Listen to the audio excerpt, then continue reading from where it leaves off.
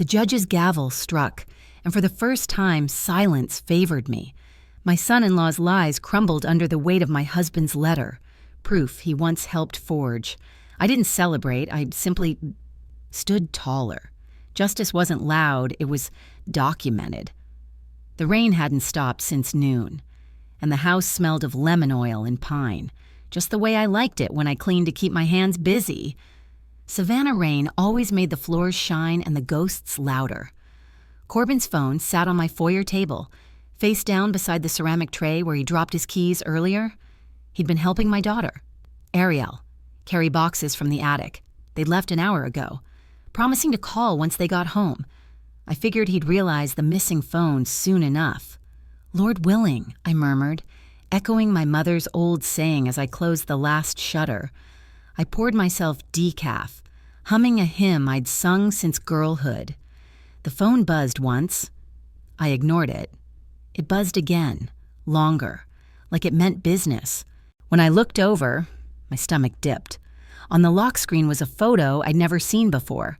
My late husband, Jonas, smiling from our porch swing, 5 years buried, and yet there he was, alive in pixels, dressed in a lavender shirt I didn't own.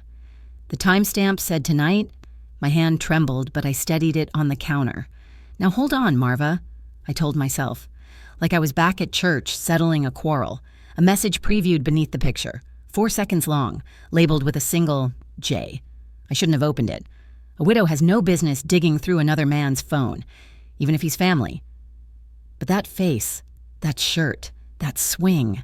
I tapped play. Jonas's voice filled the quiet kitchen. "He took everything, even you." Then static. 4 seconds of heartbreak, gone as quickly as it came. I played it again, listening for more. There, a faint squeak of a door hinge.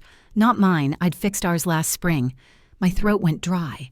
"That ain't right," I whispered, hearing the phrase the elders used whenever something crooked wore Sunday clothes. I scrolled the messages. Only initials. No full names, no pictures, just J. No contact info. Nothing to prove who sent what. Someone wanted it that way. I took a pen from the counter and wrote the time. The sound, the message length inside my kitchen ledger, the same notebook where I used to log Jonas's medication. Paper doesn't lie. Then I remembered something my grandson had shown me once, how live photos capture movement. I pressed my thumb on the still image. The porch swing shifted ever so slightly. A man's reflection flashed in the glass storm door, tall, broad-shouldered, wearing a gold watch identical to Corbin's, the same one he bragged about last Thanksgiving, saying, "Real gold, Mama Marva, not plated." My pulse skipped. Jonas in the frame turned his head as though responding to that hidden man. "That dog won't hunt," I muttered under my breath. The Southern way of calling a story false. I took screenshots and airdropped them to my iPad. Same Wi-Fi, same network. Evidence lives longer in pairs. Then I locked the phone, setting it back exactly where I'd found it. Screen down on the tray, I repeated my new rules aloud like commandments. No late-night confrontations. Preserve first, decide later. Don't warn Ariel yet. She believes what's comfortable. And right now, comfort could ruin clarity. I flipped open the ledger and wrote 3 words beneath tonight's date. Phone, voice, photo. The handwriting was steadier than I felt. For a second, I almost called Reverend Hale Graves. I could hear him now, soft and slow. "Sleep on it, Marva. Gather facts before feelings. Wise man, but even wisdom can't sit with ghosts." Then I almost texted Ariel. "Honey, you left the phone," but my instincts stopped me. Patterns speak louder than panic. I checked at the recently deleted folder. Empty. Whoever managed this phone cleaned their tracks. Too clean. Rain hammered the window panes while thunder mumbled across the coast. I turned off the kitchen light and poured the cold coffee down the sink. My mind was clearer without caffeine, and I'd need that clarity come morning. I was halfway to bed when the phone buzzed again. The same contact. Another voice memo from Jay. I stared at it under the lamp's glow, pulse matching the rain. Not tonight. I thought, some truths demand daylight. I left the phone where it was and reached for Jonas's old ledger instead. The morning light came slow and gray, carrying the chill of a Savannah drizzle that settled deep in my knees. I brewed chicory coffee, the kind Jonas used to swear could fix anything but death itself. Out of habit. I set 2 cups, then caught myself and slid one back into the cabinet. Old habits die quieter than people do. I opened my kitchen ledger, the same one from last night, and reviewed the notes. Timestamps, J memo, live photo stills, weather report, my own rule scribbled at the bottom, don't confront. The cat outside meowed for breakfast, and I scattered feed across the porch boards. Routine steadied my mind better than prayer. As the rain lightened, I wiped down the porch swing, fingers pausing on the chain that creaked faintly like an unanswered question. I kept repeating under my breath, facts first, feelings later. My mother used to say if you tell the truth twice, it becomes proof. Inside, I checked the foyer. The lamp glowed soft on the tray where Corbin's phone had rested. My iPad with screenshots waited beside it like a second witness. I ran through my decision tree. If Corbin showed up, I'd watch. If Ariel came, I'd guard her heart. If neither, I'd start my own quiet digging. The clock said 8:10 when I opened my household binder. I sorted receipts, church bulletins, grocery slips. Corbin's name popped up on notes from renovation days, always Tuesdays. I flipped through my porch guest book. He'd signed his initials beside entries at the same hour, 4:20 p.m. Almost every week, the pattern tightened like thread. My phone showed recurring $7.88 charges at a Hutchinson Island gas station. That wasn't our side of town. Tuesdays again? I penciled a small flowchart. Tuesday's equal sign visit plus errand plus porch swing. A box at the end read, after voice memo? I smiled wryly. Folks my age keep records because memories fade, but paper keeps the story straight. I wasn't ready to accuse anyone. Not yet. I just needed enough for a judge or the Lord to nod. The doorbell rang.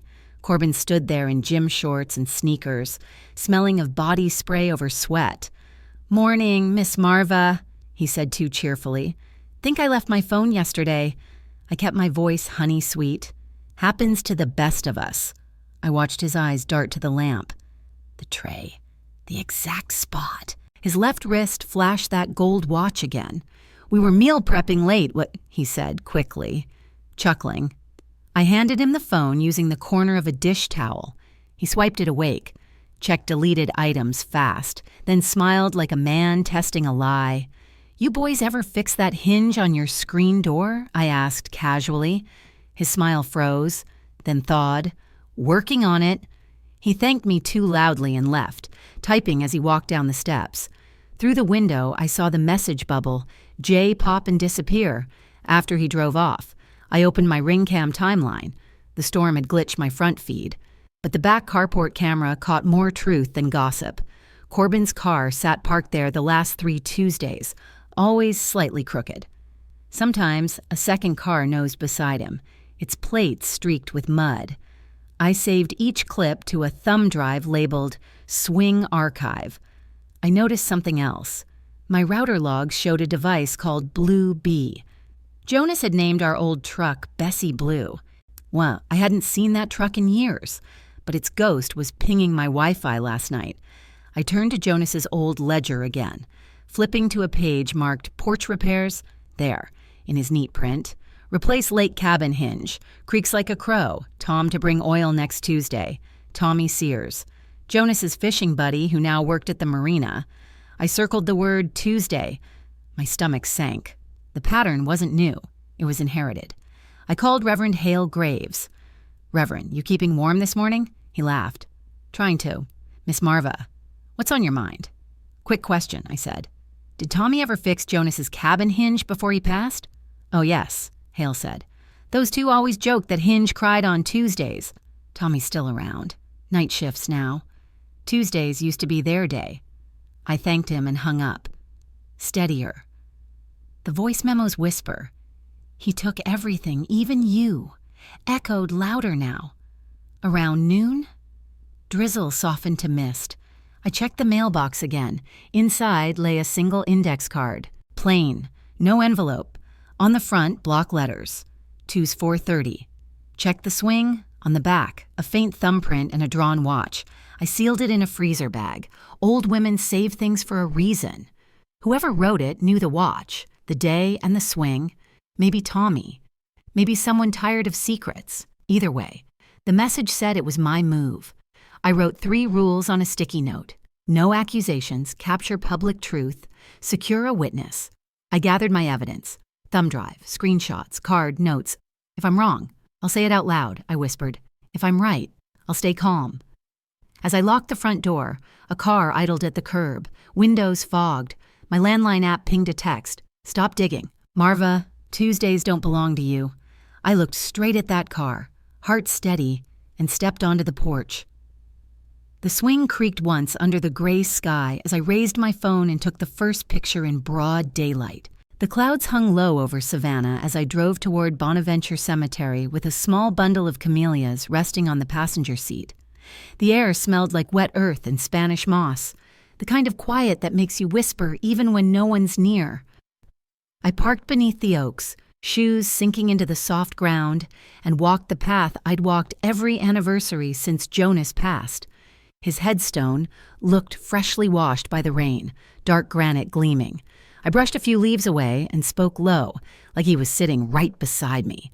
Light bills paid, gutters still holding, cat's gotten fat again, the kind of talk we used to have when he'd nod, half listening, half dreaming. My fingers traced the name on the stone. If I'm chasing shadows, you stop me. You hear? I whispered. A groundskeeper strolled by, tipping his cap. Afternoon, ma'am. Funny thing, there's a fella comes by this plot most Tuesdays. Younger guy, always quick visit. I smiled politely, thanked him, but my heart counted the pattern again. Tuesdays, his build sounded more like Tommy's than Corbin's, but I logged both in my head. I took photos of the plot and nearby markers for timestamps. The grave wasn't my grief anymore. It was my reference point. Later that afternoon, I met Ariel at a cafe near Forsyth Park. She looked tired, stirring her tea more than she drank it. Mama, you sure you're okay? You sound different. I smiled, keeping my tone even.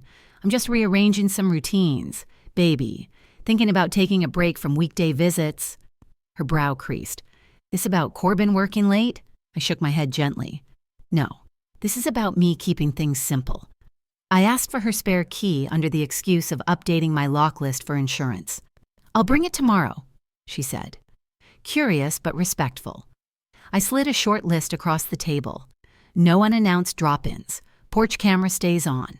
I'll handle my errands. Boundaries aren't walls. Sweetheart, they're fences we paint before it gets dark. She didn't answer. Just nodded, eyes glistening. I hugged her longer than usual, feeling both the love and the distance between us. On the drive home, I asked her to swing by the pharmacy. My knees, I said, were complaining again. Sitting in the back seat, I felt more like a witness than a mother. As she started the car, the screen lit up with a Bluetooth prompt, Blue B, same alias from my Wi-Fi logs.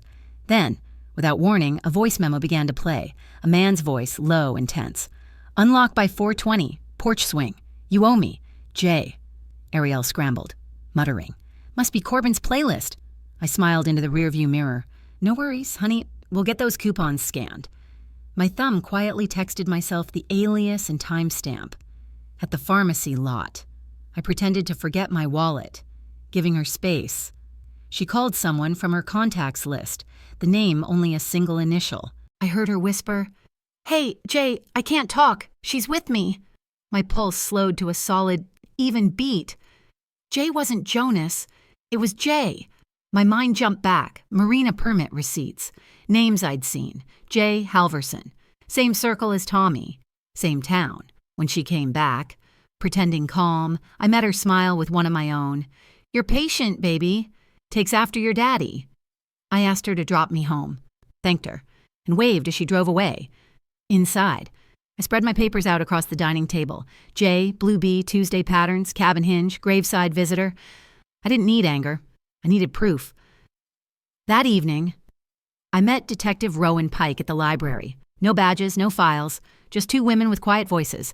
I'm not filing, I said, but just want to preserve things right. She nodded, reviewed my evidence. and guided me through steps. Save originals, make verified copies, no entrapment, keep everything time-stamped. She pointed to the word cabin in my notes. Cabins keep secrets, she said. And they keep keys. I thanked her, folded my papers neatly, and left as the sun began to fade. Back home. I re-angled the swing camera to catch plates on the driveway and changed my carport code. A small chalkboard now sat on the porch table, dated clearly, visible in every frame. I recorded a short statement, my name, today's date, where the originals were stored. Transparency is the best armor, I murmured. Then I texted Ariel, bring your key tomorrow, baby. I'm changing locks for that insurance discount. To Corbin, I wrote, please call before stopping by. I'm restructuring my week. You can be sweet and still be steel. As dusk deepened, my phone buzzed with a new message from an unknown number, a close-up of my porch swing. Today's chalkboard date visible. The caption read, Tuesdays do belong to me.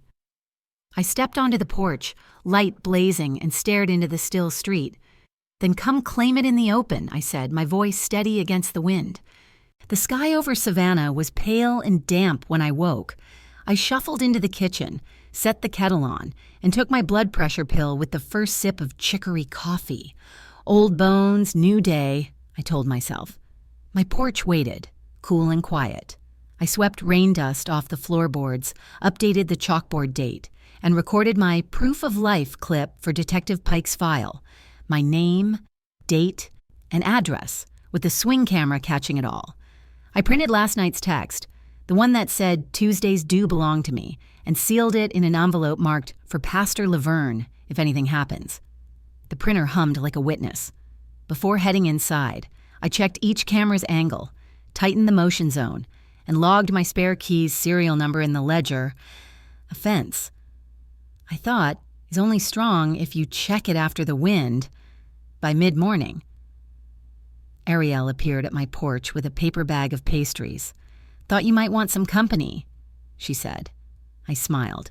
Sure, baby, sit here. I made sure the chalkboard date showed in the corner of the frame. We ate quietly until I said, I'm pausing weekday visits for now. Need to reclaim my own Tuesdays. She froze, then blurted, then I'll switch my Tuesday to Wednesday. That slip landed heavy. I let silence stretch long enough to sting. She quickly added, I meant yoga. Mama, her phone lit up. Tea cabin 4:30. She swiped it away too fast. I only said, bring that spare key when you can. I forgot it, she murmured, eyes low. When she left, I walked her to the car. Her infotainment flashed blue B connected. I smiled and waved, calm as a Sunday prayer. Inside, I logged onto my bank portal. Years of autopays lined the screen, steady, predictable, until one caught my eye. Baywater Mutual Insurance? Not our carrier. The start date matched Jonas's last month alive. I called the number using my soft widow tone. Just double-checking some records, sweetie. Medicare gets confusing. The rep confirmed a rider had been added posthumously, flagged for trustee review, and named Tom Halverson as the contact. My pen trembled only once as I wrote, J equal, sign J Halverson, trustee, not Jonas. I brewed mint tea, drawing clean, straight lines in my ledger, restoring order to my pulse. That afternoon, I carried a tote of church quilts down to Thunderbolt Marina. The dockmaster's niece ran a small outreach there, and I used that as my excuse. You folks renting many storm lockers lately? I asked. Plenty, she said. Got one under Sears and Halverson Services. Cash job. A delivery man nearby looked up. That lady with the silver SUV? She signs for Jay sometimes. I smiled, eyes warm. Appreciate it, son. On the pier's notice board, I snapped pictures of delivery schedules, invoices, and service tags with today's newspaper in frame, 4:10, 4:40 p.m., every Tuesday. A pattern stitched itself tighter than any quilt I'd ever made. By evening, choir practice wrapped with the smell of coffee and hymns. I handed Pastor Laverne an envelope. Open if I miss rehearsal next week. She didn't ask why. When my mic turned on, I said during sound check, this church porch camera's rolling 24/7. God loves daylight. Heads lifted, whispers spread. Savannah carries messages faster than Wi-Fi. Pastor squeezed my hand. No words needed. I left feeling protected, not pitied. Back home, darkness thickened. My swing camera pinged. Movement. A figure in a cap approached my porch. Testing the carport keypad once, twice, 3 times. The code failed, and the man vanished into rainlight. I exported the clip to 2 USB drives, labeled and sealed. One tucked in rice inside the freezer. I texted Ariel. "Honey, carport code was tried 3 times tonight. Don't share with contractors, okay?" She replied with a thumbs up. Seconds later, my phone buzzed again, from unknown. A photo, my chimney flue, captioned, "Hinges never lie." I set a chair under the back door handle and called the non-emergency line to log a prowler report. Then I emailed Detective Pike the file reference numbers. Nothing more. When quiet returned, I poured one last cup of coffee and placed 2 mugs on the counter out of habit, then pushed one aside. Some rituals, like fences, only need one keeper. As I turned off the lamp, a truck idled at the curb. The swing cam caught Ariel stepping out, key glinting under the porch light. I opened the door before she could knock. "If you came to return that key—" "Baby," I said evenly, "do it under this light." The porch light threw a sharp circle of gold across the steps as I opened the door. Ariel stood there, face powdered and calm, but her hand trembled just enough for the key to catch the light. I handed her a zip bag labeled "Key Return, 11:08 p.m., video capture on." "Drop it right there," I said, pointing beneath the camera. Metal hit wood. Boundaries. "Baby," I reminded her. "No weekday access, no door codes, and no exceptions." She forced a smile. "Mama, we're family." I nodded. "And that's why I follow policy. Insurance. Liability. Trustee rules." She hesitated, pretending to check her phone. I caught her pocketing a second key and said it aloud. "Steady. For the camera log." When she left, I texted Detective Pike the clip reference and printed the notation for my ledger. Morning brought police knocks instead of peace. 2 uniformed officers stood on my porch, hats in hand. "Ma'am, we got an anonymous call," one said. "Claimed you were confused and possibly unsafe." I invited them in. My robe neat, hair pinned. "Coffee," I offered, setting 2 mugs on the table beside my medication chart, blood pressure logs, and choir schedule. "I keep things documented." They softened quick. One leaned toward my chalkboard proof-of-life clip from yesterday. "You seem very organized." I smiled. "It's how women like me stay safe." Before they left, he whispered that the caller mentioned financial exploitation. I requested the incident number for my file. When the door closed, my phone buzzed. "Check on yourself, Grandma." No number, I didn't answer, just added another line to my ledger. By noon, my credit monitor pinged. Savannah Home Care Collective had done a soft inquiry, listing Ariel as care coordinator. I drove to their office, greeted the receptionist with Sunday politeness. She slid me a pre-filled packet. There it was, my name. J. Halverson as alternate trustee, Ariel as caregiver. I asked for a copy under HIPAA self-access. Paid in cash. Kept the receipt. "Signature's not mine," I said softly. She nodded, uneasy. I called attorney Margot Devereaux from the parking lot. "Fraud affidavit, notary today." She replied. I steadied my breath with an old psalm verse. "Be still and know." Then I outlined every inconsistency in bullet form. Calm, factual, prosecutable. Later, my cloud backup flashed an alert. Deletion activity from a Thunderbolt IP. My finger hovered, but I didn't panic. I restored every file. Hashed copies onto 2 USB drives, one for Rowan, one for Pastor Laverne, and printed thumbnails of key frames. One image froze me mid-breath. Ariel handing a tote to a man in a marina cap. Halyard tattoo curling on his wrist. I cross-checked Facebook photos. J. Halverson, same tattoo, same hand. I didn't need rage, I needed record. My note read, "Tattoo match probable. Await verification." By afternoon, I called the dockmaster. "Just checking, sir. Those peer cameras working?" He chuckled. "Testing them now. Ma'am, police could pull footage if they ask." "Perfect." I emailed Rowan a formal preservation request, attached my affidavit, and posted a community note on Nextdoor Prowler Alert, porch camera active. Within an hour, a neighbor sent a photo of a truck plate, half the digits I'd been missing. I texted Ariel, "Please bring that second key tonight. I'll have a receipt ready." Words chosen like pins on a map. Before sunset, I met Margot at the bank. We notarized everything. Revocation letters, access lists, COA notice. Her voice stayed cool. "You've boxed them in." I smiled faintly. Paperwork's cheaper than heartbreak. We mailed copies to the insurer and dropped a red lockbox at Pastor Laverne's office, camera rolling. By dusk, gravel crunched outside, a truck idled, its engine low as thunder. Ariel stepped out first, Jay behind her, his wrist bare but memory supplied the ink. He smiled, arrogant and wrong. "Evening, ma'am," he said, voice slick as oil. I set my folder on the porch table. "Since you brought a witness," I told them evenly, tapping my phone, "I'll bring mine." Detective Pike's on speaker. The porch light stayed bright, washing everything in a hard gold tone. Ariel and Jay stood at the edge of that circle, both stiff from pretense.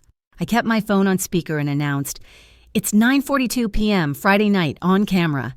Detective Rowan Pike's voice came through steady. "This is Detective Pike. I'm recording." Ariel forced a bright tone. "We just came to return the key. Mom." Her gaze flicked to the folder marked Evidence Log. Jay leaned his elbow on the porch rail, the halyard tattoo catching the light. "This paranoia is why we called that wellness check," he said smoothly. "You need help, not lawyers." I smiled without teeth. "We'll stay right here. Porch only. Cameras visible. HOA compliance." I slid 3 USB drives across the table. "These copies go to Detective Pike, Attorney Margot Devereaux, and Pastor Laverne." Rowan's voice cut in. "Acknowledged." I met Jay's stare and said, "You're on record, sweetheart." The power shifted like the tide. Minutes later, my phone buzzed. "CHOA President, Mrs. Merritt, I need you to know," she whispered. "Someone on the board said you're declining, that your home may need family oversight." I held up the phone so Ariel could hear. "Isn't that efficient?" I said. "Rumor travels faster than grace." I opened my binder, showing notarized access revocations filed today, stamped and witnessed at the bank. "This property, why," I said, "is not in transition. It's under protection." Jay snorted. "Paper won't stop blood." I smiled. "No, but it stops insurance payouts. Enter this porch again and you trigger trespass coverage." Rowan's calm baritone followed. "Any violation tonight will dispatch a patrol." Ariel's mouth twitched. The script she rehearsed evaporated. I wrote the incident number in my ledger and underlined it twice. Then I dropped the safe deposit bomb. "A bank alert flagged an access attempt on Jonas's old box," I said, sliding a printed notice across. "Authorized family." It read. Jay's grin faltered. "We were consolidating accounts in Asahi," he said, voice brittle. "For your own safety," I pointed at the timestamp, on 4:30 Tuesday. "You were at the marina then, remember? I laid out the branch affidavit confirming future entries require me and counsel present. You used my husband's name like a crowbar." His jaw tightened. Rowan asked, "Add this to your fraud file?" "Already labeled Exhibit K," I replied. I tapped my phone, airdropped a PDF to Rowan into the porch camera, the family thread logs. Stage 1, scare her. One text read. Stage 2, care packet. Another, easy to spook with church mail. Ariel covered her mouth. "Mom, that's not what—" "It's exactly what's written." My voice stayed flat. "You mocked my safety plan. You called me a mark," Rowan said evenly. "That establishes intent." I handed Ariel a tissue. "You still have my heart. Baby," I whispered. "But not my keys." Then Jay's phone buzzed. Forgotten on the rail. I picked it up. Screen still unlocked. One app glowed, ghost text. Its template showed my late husband's photo. The drafted message, "Zell, check the doc." I looked Jay in the eye. "You used Jonas's face to walk through my walls." He lunged, grabbing for the phone, but I held my ground. The doorbell cam caught it all. "Do not destroy evidence," Rowan ordered through the speaker. I sent a live screen record to his inbox with hash numbers attached. Ariel sagged into the porch chair, mascara streaking down her cheek. "Jay, stop," she murmured. "Just stop." I took a steady breath and began to close the file folder. "Tomorrow morning, I'll file a restraining order, update the estate attorney, and serve trespass warnings. Rowan Saturday works for statements." 10A, precinct, he confirmed. I handed Ariel an envelope marked repayment proposal. Itemized, interest waived. She took it without meeting my eyes. To Jay, I gave a notice to preserve evidence. He laughed once. "Overkill." I smiled faintly. Overkill's how widows survive. At 9:47 sharp, I said for the camera, "They are leaving the premises." As they stepped off the porch, a truck with a marina decal crept past. The passenger lifted a hand, the same halyard tattoo, but not Jay's. My phone buzzed immediately. The dockmaster's voice came through. "Ma'am, about Tuesday's footage. You're going to want to see this tonight." The call came before I'd even turned off the porch light. "Miss Merritt," the dockmaster said, and voice hushed. "I've got Tuesday's footage up. You'll want to see this." Detective Pike was still on speaker. Quiet but alert. "Do not travel with them," he instructed. "Drive yourself and log departure." I packed the 3 USB drives into a locking pouch, snapped the clasp, and turned each porch camera toward the gate. "System armed, 10:05 p.m., I said aloud. Ariel stood near the curb, pale and small.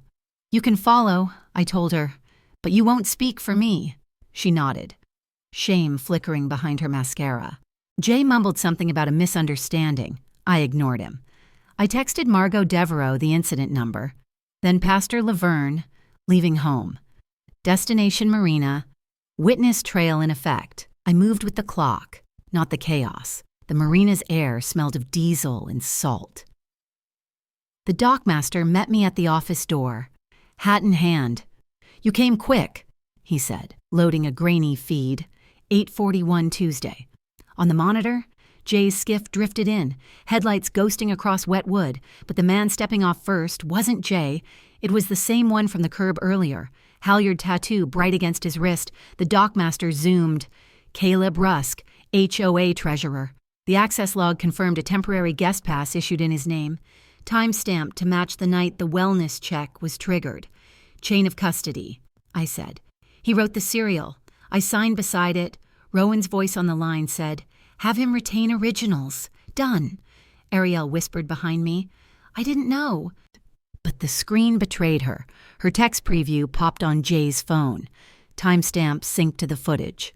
"You were both there," I said quietly. Not judgment, just audit. At Rowan's direction, I emailed the video hashes from the Marina countercomputer. Margot replied within minutes. "Protective order drafting now. Do not confront. Preserve evidence." I confirmed tomorrow's interview for 10 a.m. "Clean heads only," Rowan reminded me. I smiled faintly. "Always." Before leaving, I asked the dockmaster to blur unrelated faces. "I want truth, not collateral damage." He nodded, understanding. Then I texted the HOA president. "Your treasurer appears on marina footage with my family. Council will reach out. No threats, just time-stamped accountability." At the church annex, Pastor Laverne unlocked a drawer and pulled an aged envelope with my late husband's handwriting. "Open if you doubt your safety." Inside, a letter dated 5 years back. Harrison's voice filled my chest as I read. He wrote that he'd worried our daughter might one day be misled. He'd set a quiet title clause, notarized and stored with the church. The house remained mine alone if undue influence arose. A second envelope held a USB labeled "For Ada." Pastor slid it into the player. Harrison's face flickered onto the small screen. Older, thinner, but steady. "If you're seeing this," he said, "you document everything. You follow the plan. Love them, but stay anchored." I thanked her.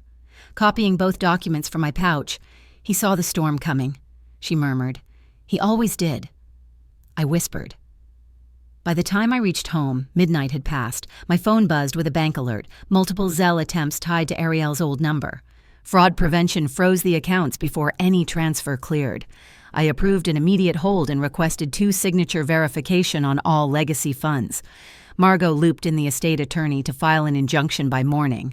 I forwarded the safe deposit affidavit and marina log, labeling each file with exact timestamps. "You're building the kind of record judges respect," Rowan texted. I replied simply, "Paper over panic?" At 12:30, the HOA president messaged, "Emergency board meeting tomorrow. Caleb suspended pending review." Neighbors who'd once whispered about elder decline now sent screenshots of Caleb's group chats planning my transition. I replied to each, "Received. Thank you. Nothing more." Reputation didn't need shouting, it needed evidence. Pastor arranged a church driver to take me home, ensuring a witness all the way, under Savannah's sodium lights. Even the moss looked like silver proof. Outside the annex, Ariel followed me to the car. "Mom," she began, voice trembling, "Jay said he was helping." I raised my hand softly. "No triangulation, baby. Bring your lawyer. Bring your own facts. That's how grown folks do it." She blinked back tears. "Did you watch Dad's video?" "Enough," I said. "He prepared me," she nodded, small and wounded. I entered the exchange in my ledger app, time, date, summary. Love could remain without indulgence. Back home, I logged each file, labeling the pouch Annex Doc 23:00:030. I emailed Rowan. Footage links Caleb plus J. Clergy envelope confirms pre-plan asset clause. My desk clock clicked past 1 a.m. I stacked my outfit, courthouse ready, and wrote a witness list. Dockmaster, pastor, HOA president, the doorbell cam chimed. Caleb's truck rolled slow past my gate. I didn't move, didn't breathe loud, just recorded the timestamp, exported, saved. Then another text buzzed. Unknown number. Attachment. A. Move file. I copied it to 2 drives before opening. The video showed the second man, Caleb, looking into the camera. "It was supposed to be clean," he muttered. The screen went black. I stared at my reflection. Pulse steady. I turned on Harrison's video again, this time to the end. He leaned closer. Eyes kind but firm. "Ada, if they ever use my face to reach you, the man you're missing is the one already inside your circle." His signature froze at the bottom, witnessed by Caleb Rusk. The truth wasn't a shock. It was a mirror I'd already dusted. Tomorrow at dawn, the courthouse doors would open, and so would Harrison's safeguard, by sunrise. Savannah's courthouse steps glowed pale gold. I stood beside Margot Devereaux, crisp folders in hand. Inside, everything moved fast, motion stamped, signatures sealed. "Temporary protective order, account preservation, and the quiet title addendum," Margot recited. Detective Rowan Pike met us by the clerk's counter, logging the footage hashes and that move file from my phone. The judge skimmed the affidavit, eyes narrowing when Caleb's name appeared.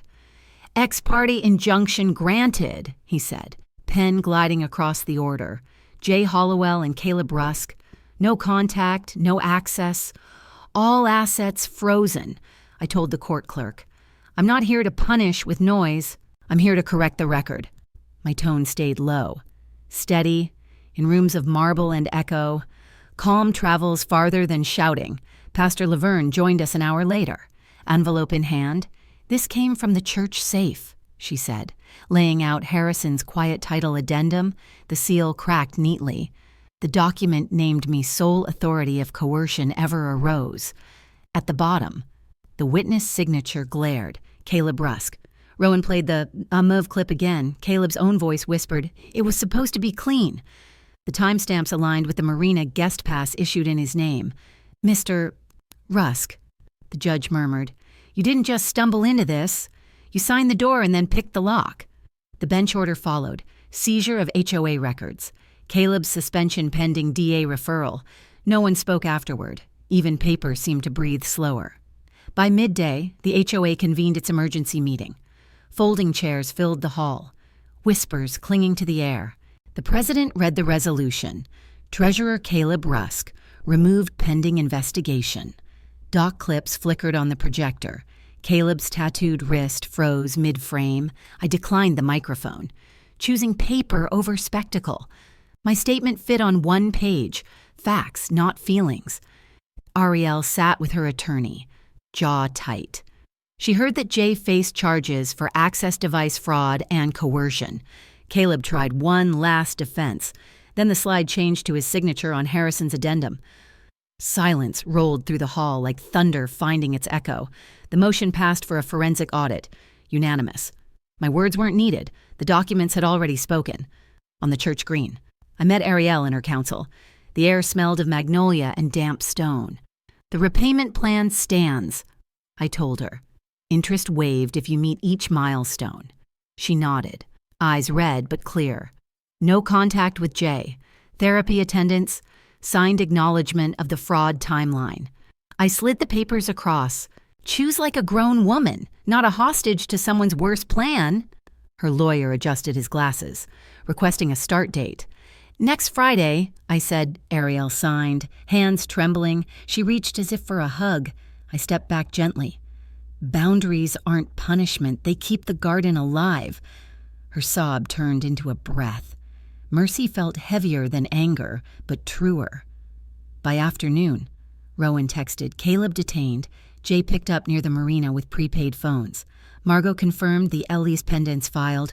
The court would hear the fraud suit next quarter. Your testimony will be short, she said. Paper did the work. The bank verified the new 2-signature rule. Fraud flags permanent. I ignored the local reporter waiting by the courthouse steps. Truth doesn't need headlines. Pastor Laverne met me outside, prayed softly. No performance, just gratitude.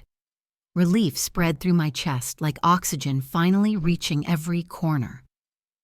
At dusk, I sat on my porch, tea steaming in the gold light.